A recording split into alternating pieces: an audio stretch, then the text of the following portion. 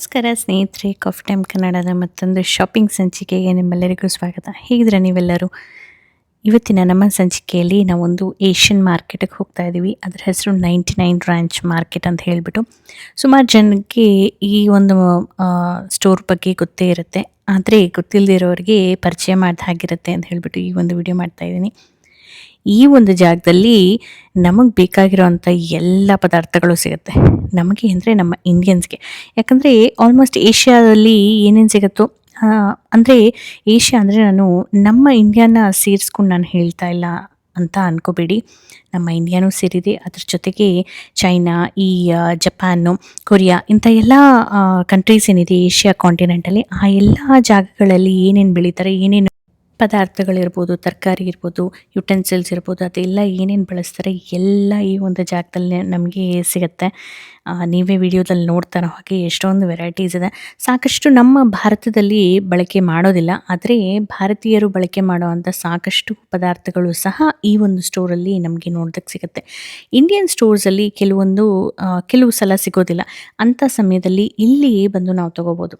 ಅಷ್ಟೇ ಅಲ್ಲದೆ vegetables, ಸಿಲ್ಯಾಂಟ್ರೋ, ginger ಇದೆಲ್ಲ ತುಂಬ ಕಮ್ಮಿ ಬೆಲೆಗೆ ಇಲ್ಲಿ ಸಿಗುತ್ತೆ. ನಾನು ನೋಡಿರೋ ಪ್ರಕಾರ ಇಂಡಿಯನ್ ಸ್ಟೋರ್ಗಿಂತ ಅಂಥ ತರಕಾರಿಗಳು, ನಮ್ಮ ಇಂಡಿಯನ್ ತರಕಾರಿಗಳು ಎಸ್ಪೆಷಲಿ, ಮತ್ತು ಸಿಲ್ಯಾಂಟ್ರೋ, ಜಿಂಜರ್ ಇದೆಲ್ಲ ಇಲ್ಲಿ ತುಂಬ ಸೇಲಲ್ಲಿರುತ್ತೆ, ಆಫರಲ್ಲೂ ಇರುತ್ತೆ, ಒಳ್ಳೊಳ್ಳೆ ಆಫರ್ಸ್ ಇರುತ್ತೆ. ಸೊ ಹಾಗಾಗಿ ಇಲ್ಲಿ ಬಂದು ತೊಗೊಳ್ಳೋದು ಒಂದು ಒಳ್ಳೆ ಆಪ್ಷನ್. ಇಲ್ಲಿ ಎಕ್ಸಾಟಿಕ್ ಫ್ರೂಟ್ಸ್ ಸಹ ನಮಗೆ ಸಾಕಷ್ಟು ನೋಡೋದಕ್ಕೆ ಸಿಗುತ್ತೆ. ಇಲ್ಲಿ ನೋಡ್ತಾ ಇರಲ್ಲ, ಚೇರ್ ಇದೆ, ಸ್ಟೂಲ್ ಇದೆ. ನಮ್ಮ ಇಂಡಿಯಾದಲ್ಲಿ ನಾವು ಸ್ನಾನಕ್ಕೆ ಬಳಸ್ತೀವಲ್ಲ, ಬಕೆಟು, ಮಗ್ಗು, ಆ ಥರದೆಲ್ಲ ಇಲ್ಲಿ ಈಸಿಯಾಗಿ ಸಿಕ್ಬಿಡುತ್ತೆ. ಸುಮಾರು ಸಲ ನಾವು ಕ್ಯಾನಡಾದಲ್ಲಿದ್ದಾಗ ಅನ್ಕೊತಾ ಇದ್ವಿ ಇದೆಲ್ಲ ಸಿಗೋದಿಲ್ಲ ಅಂತ. ನಂತರ ಅಲ್ಲೂ ನಾವೊಂದು ಇದೇ ಥರ ಏಷ್ಯನ್ ಸ್ಟೋರ್ನ ಹುಡ್ಕೊಂಡಿದ್ವಿ. ಅಲ್ಲಿ ಸಾಕಷ್ಟು ಈ ಥರ ಪ್ರಾಡಕ್ಟ್ಸ್ ಇಲ್ಲದೇ ಇದ್ರೂ ತಕ್ಕ ಮಟ್ಟಿಗೆ ನಮಗೆ ಸಿಗ್ತಾಯಿತ್ತು. ಎಸ್ಪೆಷಲಿ ನಾವಲ್ಲಿ ಹೋಗ್ತಾ ಇದ್ದಿದ್ದು ಬೂದ್ ಕುಂಬಳಕಾಯಿ ತೊಗೊಳೋದಕ್ಕೆ. ಅದು ನಮ್ಮ ಇಂಡಿಯನ್ ಸ್ಟೋರ್ಸ್ ಅಷ್ಟಿರಲಿಲ್ಲ ನಾವು ಕ್ಯಾನಡಾದಲ್ಲಿದ್ದ ಸಮಯದಲ್ಲಿ. ಹಾಗಾಗಿ ಆ ಒಂದು ಏಷ್ಯನ್ ಸ್ಟೋರ್ಸಲ್ಲಿ ನಾವು ತೊಗೊಳ್ತಾ ಇದ್ವಿ. ಇಲ್ಲಿ ಬಂದಾಗಲೂ ನನಗೆ ಈ ಒಂದು ಸ್ಟೋರ್ ಪರಿಚಯ ಆದಾಗ ನಂಗೆ ಆ ನೆನಪುಗಳು ಮರುಕಳಿಸ್ತಾ ಇತ್ತು. ಅದೇ ರೀತಿ ಇಲ್ಲಿ ನೋಡಿ ಎಷ್ಟೆಲ್ಲ ಏನೆಲ್ಲ ವೆರೈಟೀಸ್ ಇದೆ ಅಂತ ಹೇಳಿಬಿಟ್ಟು. ಇದರಲ್ಲಿ ಸುಮಾರು ನಾವು ಯೂಸ್ ಮಾಡಲ್ಲ, ಬಟ್ ಕೆಲವೊಂದು ಭಾಗಗಳಲ್ಲಿ, ಅದೇ ನಮ್ಮ ಭಾರತದ ಕೆಲವೊಂದು ಉತ್ತರ ಭಾರತದ ಭಾಗಗಳಲ್ಲಿ ಕೆಲವೊಂದು ಪದಾರ್ಥಗಳನ್ನು ಬಳಸ್ತಾರಂತೆ. ನಂತರ ನಮ್ಮ ಸ್ನೇಹಿತರೊಬ್ಬರು ಹೇಳಿದ್ರು ಅದೆಲ್ಲ ಬಳಸ್ತಾರೆ ಅಂತ ಹೇಳಿಬಿಟ್ಟು. ಹಾಗಾಗಿ ಅದ್ರ ಪರಿಚಯನೂ ನನಗಾಯಿತು. ಇಲ್ಲಿ ನೋಡಿ ಅವರ ಚೈನಾ ವೇರ್, ನಾವು ಪಿಂಗಾಣಿ ಸಾಮಾನು ಅಂತೀವಲ್ಲ, ಎಲ್ಲ ಚೆನ್ನಾಗಿರೋದು, ಒಳ್ಳೊಳ್ಳೆ ಡಿಸೈನ್ಸ್ ಎಲ್ಲ ಅಲ್ಲಿದ್ವು. ನನಗಂತೂ ತುಂಬಾ ಅದೆಲ್ಲ ನೋಡಿ ಎಷ್ಟು ಚೆನ್ನಾಗಿದೆ ಅಂತ ಅನ್ನಿಸ್ತಾಯಿತ್ತು. ಹಾಗಂತ ಎಲ್ಲ ತೊಗೊಳೋದಕ್ಕೆ ಆಗೋದಿಲ್ಲ ಅಲ್ವಾ. ಆದರೆ ಏನೆಲ್ಲ ಇದೆ ಅಂತ ಒಂದು ಸುತ್ತು ನಾನು ಹಾಕ್ತಾ ಈ ಒಂದು ಸಣ್ಣ ವಿಡಿಯೋನ ನಾನು ಮಾಡಿಕೊಂಡೆ. ಅದ್ರ ಜೊತೆಗೆ ನಾವೇನಾದರೂ ಚೈನೀಸ್, ನಮ್ಮ ಇಂಡೋ ಚೈನೀಸ್ ವರ್ಷನ್ ನಾವು ಮಾಡ್ಕೊಳ್ಳೋದು ಗೊತ್ತೇ ಇದೆ, ಕುಸಿನ್ ರೆಸಿಪೀಸ್ ಎಲ್ಲ. ಸೊ ಆ ಒಂದು ರೆಸಿಪೀಸ್ ಮಾಡ್ಕೋಬೇಕು ಅಂದರೆ ಇಲ್ಲಿ ಹೋಗಿ ನಮ್ಗೆ ಬೇಕಾಗಿರೋ ಪದಾರ್ಥಗಳನ್ನೆಲ್ಲ ತೊಗೋಬೋದು. ನೋಡ್ತಾ ಇರಲ್ಲ, ಫ್ರೂಟ್ಸು ಸಹ ಎಷ್ಟು ವೆರೈಟೀಸ್ ಇದೆ ಅಂತ ಹೇಳಿಬಿಟ್ಟು. ಮಶ್ರೂಮ್ಸ್ ಅಂತೂ ಸುಮಾರು ವೆರೈಟೀಸ್ ಇದ್ವು ಇಲ್ಲಿ. ನಾನಂತೂ ಮೊನ್ನೆ ಯಾರೋ ಕೇಳಿದ್ರು ನನ್ನ, ರೋಸ್ಮೆರಿ ಎಲ್ಲಿ ತೊಗೊತೀನಿ ಅಂತ ಹೇಳಿಬಿಟ್ಟು. ಇಲ್ಲಿ ನೋಡಿದ್ರಲ್ಲ, ಈ ಸ್ಟೋರ್ಸಲ್ಲಿ ರೋಸ್ಮೆರಿ ಎಲ್ಲ ತುಂಬಾ ಕಮ್ಮಿ ಬೆಲೆಗೆ ಸಿಗುತ್ತೆ, ಚೆನ್ನಾಗೂ ಇರುತ್ತೆ, ಕ್ವಾಲಿಟಿ ಫ್ರೆಶ್ ಆಗೂ ಇರುತ್ತೆ ತುಂಬ ದಿವಸ. ಸೊ ಯಾರಿಗಾದ್ರೂ ಡ್ಯಾಲಸಲ್ಲಿರೋರು, ಅಷ್ಟೇ ಅಲ್ಲದೆ ಇವ್ರದ್ದು ಸುಮಾರು ಬ್ರಾಂಚಸ್ ಇದೆ ಸ್ನೇಹಿತರೆ. US ಅಲ್ಲೇ ಸುಮಾರು ಜಾಗಗಳಲ್ಲಿ, ಕ್ಯಾಲಿಫೋರ್ನಿಯಾದಲ್ಲಿ ಇವರ ಮೇನ್ ಬ್ರಾಂಚ್ ಇದೆ. ಅಷ್ಟೇ ಅಲ್ಲದೆ ನೆವಾಡಾ ಸ್ಟೇಟ್ ಇರ್ಬೋದು, Oregon, Washington, New Jersey, New York, Texas, ನಾವಿರೋ Texas, Maryland, Massachusetts, Arizona, Virginia, ಇಷ್ಟೊಂದು ಸ್ಟೇಟ್ಸಲ್ಲಿ ಇವರ ಬ್ರಾಂಚಸ್ ಇದೆ. ಸುಮಾರು 58 ಸ್ಟೋರ್ಸ್ ಇದೆಯಂತೆ ಇಡೀ US ಅಲ್ಲೇ. ಒಂದು ಟೈವಾನೀಸ್ ಕಪಲ್ ಸ್ಟಾರ್ಟ್ ಮಾಡಿದಂಥ ಒಂದು ಸಣ್ಣದಂಥ ಕ್ಯಾಲಿಫೋರ್ನಿಯಾದಲ್ಲಿ ಸ್ಟಾರ್ಟ್ ಮಾಡಿದಂಥ ಸ್ಟೋರ್ ಇವತ್ತು 58 ಸ್ಟೋರ್ಸ್ ಆಗಿ ಬೆಳೆದಿದೆ. ಎಷ್ಟು ಚೆನ್ನಾಗಿ ಅನ್ಸುತ್ತಲ್ಲ.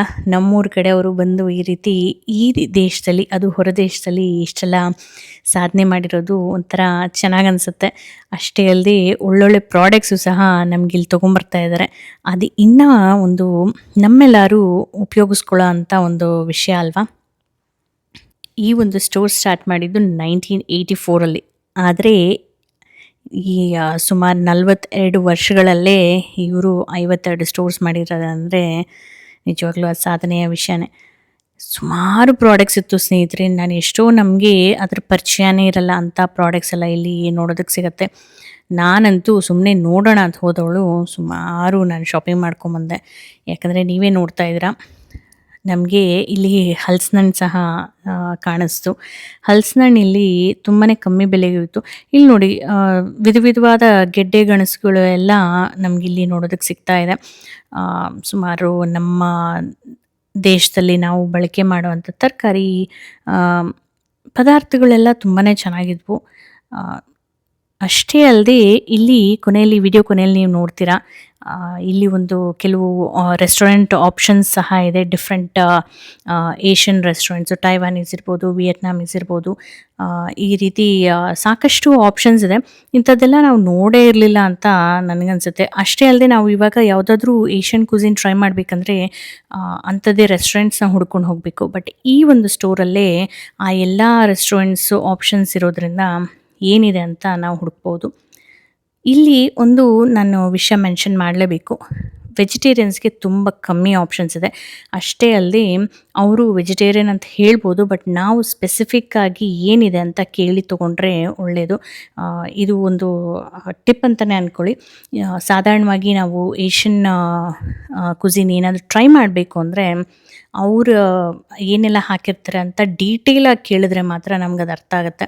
ಇಲ್ಲ ಅಂದರೆ ಅವರು ಏನೋ ಹೇಳ್ತಾರೆ, ನಾವೇನೋ ಹೇಳ್ತೀವಿ, ಆಮೇಲೆ ತೊಗೊಂಡ್ಬಿಟ್ಟು ಅಯ್ಯೋ ನಾವು ವೆಜಿಟೇರಿಯನ್ಸು, ನಾನ್ ವೆಜ್ ತಿಂದ್ಬಿಟ್ವಿ ಅಂತ ಬೇಜಾರು ಪಡೋದು ಸರಿ ಇಲ್ಲ ಅಲ್ವಾ. ಇಲ್ಲಿ ನೋಡಿ, ಈ ರೀತಿ ಬ್ಯಾಂಬೂ ಪ್ಲ್ಯಾಂಟ್ ಅಂತಾರ, ಬ್ಯಾಂಬೂ ಶೂಟ್ ಅಂತಾರ, ನನಗಂತೂ ಗೊತ್ತಿಲ್ಲ. ಬಟ್ ಇದು ನಾನು ಒಂದ್ಸಲಿ ಬೆಳೆಸೋದಕ್ಕೆ ಪ್ರಯತ್ನ ಪಟ್ಟಿದ್ದೆ, ಆಮೇಲೆ ಅದು ಸರಿಯಾಗಿ ಬೆಳೀಲಿಲ್ಲ. ಆದಮೇಲೆ ನಾನು ಸುಮ್ಮನಾಗ್ಬಿಟ್ಟೆ. ಬಟ್ ಇಲ್ಲಿ ಒಳ್ಳೊಳ್ಳೆ ಪಾಟ್ಸಲ್ಲಿ ತುಂಬ ಚೆನ್ನಾಗಿ ಡೆಕೋರ್ ಮಾಡಿಟ್ಟಿದ್ರು. ಯಾರಿಗಾದರೂ ಗಿಫ್ಟ್ ಕೊಡೋ ಹಾಗಿದ್ರೆ ಒಳ್ಳೆ ಆಪ್ಷನ್ ಅಂತ ನನಗನ್ನಿಸ್ತು. ನಾನು ಆಗಲೇ ಹೇಳಿದ್ನಲ್ಲ, ಸಾಕಷ್ಟು ರೆಸ್ಟೋರೆಂಟ್ ಆಪ್ಷನ್ಸ್ ಇತ್ತು, ಫುಡ್ ಆಪ್ಷನ್ಸ್ ಇತ್ತು ಅಂತ. ಇದೇ ಸ್ನೇಹಿತರೆ, ಒಂದು ಮೂಲೆಯಲ್ಲಿ ಈ ರೀತಿ ಲೈನಾಗಿ ಬೇರೆ ಬೇರೆ ಕುಸೀನ್ಸ್ದು ಅವರು ಆಪ್ಷನ್ಸ್ ಇಟ್ಟಿದ್ದಾರೆ. ಹೀಗೆ ನಾವು ಅಲ್ಲೇ ಹೋಗಿ ಡಿಜಿಟಲ್ ಆರ್ಡರ್ ಸಹ ಮಾಡ್ಬೋದು. ಹಾಗೆ ಅಲ್ಲಿ ಡಿಸ್ಕ್ರಿಪ್ಷನ್ ಸಹ ಇರುತ್ತೆ. ಏನಾದ್ರು ಡೌಟ್ಸ್ ಇದ್ದರೆ ಕೇಳಿದ್ರೆ ಕ್ಲಾರಿಫೈ ಸಹ ಮಾಡ್ತಾರೆ. ತುಂಬಾ ಚೆನ್ನಾಗಿ ಮಾತಾಡಿಸ್ತಾ ಪ್ರತಿಯೊಂದನ್ನು ನಾನು ತಾಳ್ಮೆಯಿಂದ ಅವ್ರು ನಮಗೆ ಎಕ್ಸ್ಪ್ಲೇನ್ ಮಾಡಿದ್ರು. ನಾವು ಈ ಡಿಶ್ನ ಟ್ರೈ ಮಾಡಿದ್ವಿ, ಚೆನ್ನಾಗಿತ್ತು. ಆದರೆ ಒಂದೇ ಪ್ರಾಬ್ಲಮ್ ಏನಂದರೆ ಎಷ್ಟೊತ್ತಾದರೂ ತುಂಬಾ ಬಿಸಿ ಇತ್ತು. ಒಟ್ಟಿನಲ್ಲಿ ಈ ಸ್ಟೋರಲ್ಲಿ ನಮ್ಮ ಎಕ್ಸ್ಪೀರಿಯನ್ಸ್ ಅಂತೂ ಚೆನ್ನಾಗಿತ್ತು. ಮನೆಯಿಂದ ದೂರ, but still once in a while ಇಲ್ಲಿ ಶಾಪಿಂಗ್ ಮಾಡ್ಬೋದು. ವಿಡಿಯೋ ಇಷ್ಟ ಆದಲ್ಲಿ ಹೇಗೆ ಅನಿಸ್ತು ಅಂತ ತಿಳಿಸೋದನ್ನು ಮರಿಬೇಡಿ. ಹಾಗೆ ಫ್ರೆಂಡ್ಸ್ ಆ್ಯಂಡ್ ಫ್ಯಾಮಿಲಿ ಜೊತೆ ಶೇರ್ ಮಾಡೋದನ್ನು ಮರಿಬೇಡಿ. ಕಮೆಂಟ್ ಮಾಡಿದ್ರೆ ಮತ್ತೆ ವಿಡಿಯೋನ ಸೇವ್ ಮಾಡಿಕೊಂಡಾಗ ಸಾಕಷ್ಟು ರೀಚ್ ಸಿಗತ್ತೆ. ನಾನು ಈ ವಿಡಿಯೋನ ನಿಮ್ಮ ಮುಂದೆ ತೊಗೊಂಬರೋದಕ್ಕೆ ಪಡುವಂಥ ಶ್ರಮಕ್ಕೆ ಒಂದು ಪ್ರತಿಫಲ ಸಿಕ್ಕಂಗಾಗತ್ತೆ. ಸಬ್ಸ್ಕ್ರೈಬ್ ಮಾಡ್ಕೊಂಡಿರೋ ಎಲ್ಲರಿಗೂ ತುಂಬಾ ಧನ್ಯವಾದಗಳು. ಇನ್ನೂ ಮಾಡ್ಕೊಂಡಿಲ್ಲ ಅಂದರೆ ಈಗಲೇ ಮಾಡ್ಕೊಳ್ಳಿ. ಚಾನಲ್ ಸಬ್ಸ್ಕ್ರಿಪ್ಷನ್ ಫ್ರೀ ಇದೆ. ಸರಿ, ಮತ್ತೆ ಮುಂದಿನ ಸಂಚಿಕೆಯಲ್ಲಿ ಮತ್ತೊಂದು ಇಂಟ್ರೆಸ್ಟಿಂಗ್ ವಿಡಿಯೋದೊಂದಿಗೆ ಮತ್ತೆ ಭೇಟಿ ಆಗ್ತೀನಿ. ಅಲ್ಲಿವರೆಗೂ ಗೊತ್ತಲ್ಲ, ಖುಷಿಯಾಗಿರಿ, ಖುಷಿನ ಹಂಚ್ತಾ ಇರಿ. ಬಾಯ್.